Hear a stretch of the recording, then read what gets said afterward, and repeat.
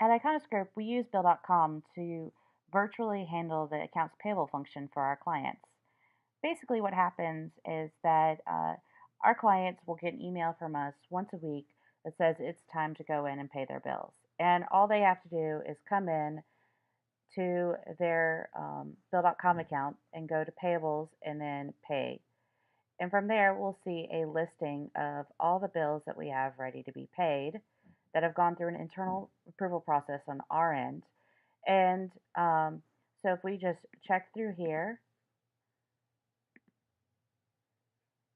and you come down and you would actually have a pay button right here and select that, and then um, Bill.com would take care of the rest. So what happens behind the scenes a little bit, we can do e-payments to our vendors, or we can have a check written, and Bill.com will handle that check. They will print it out on their check stock, mail it out from their facility. And down here, the reason why you don't see the payments pay button here is that we don't touch your cash. We actually uh, don't get access to be able to pay the bills from here. It's one of our controls. You are the only one that has access to be able to do that, or anyone with check writing capabilities on your account.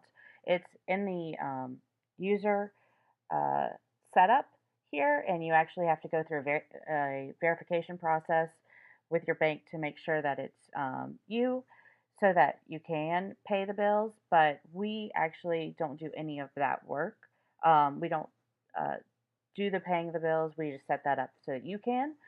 Uh, so what happens on our end? What we do is we come into Bill.com here, what happens is that each account has an email address and a fax number.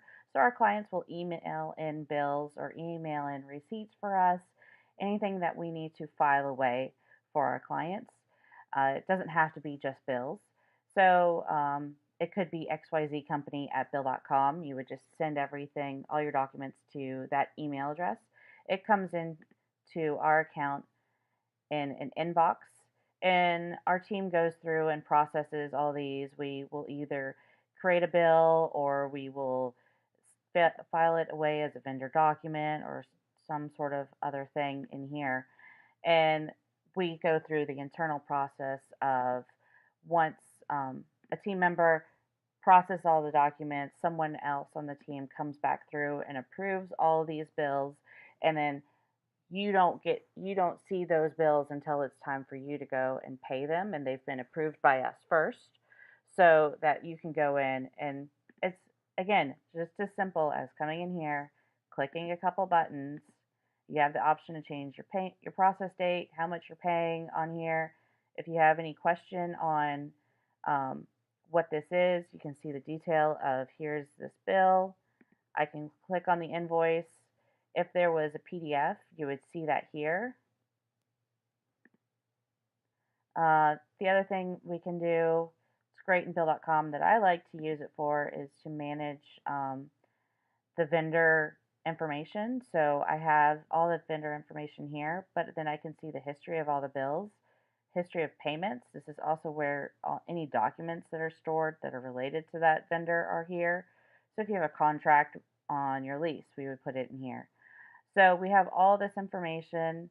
If a vendor comes back and says that they have an issue with a payment, I can come in here, research it for the company, and then contact the vendor and say, no, you were actually paid on so and so date. I have a copy of the canceled check, or I know when it went into your bank account, that sort of thing. So we have all this information available to us virtually, and it's a great, it's a almost online filing cabinet for us when it comes to the accounts payable side. So again, this is why we like to use Bill.com for our clients, and I think it really makes it easy for the clients. If you just have to come in here, check off a couple things to pay those bills.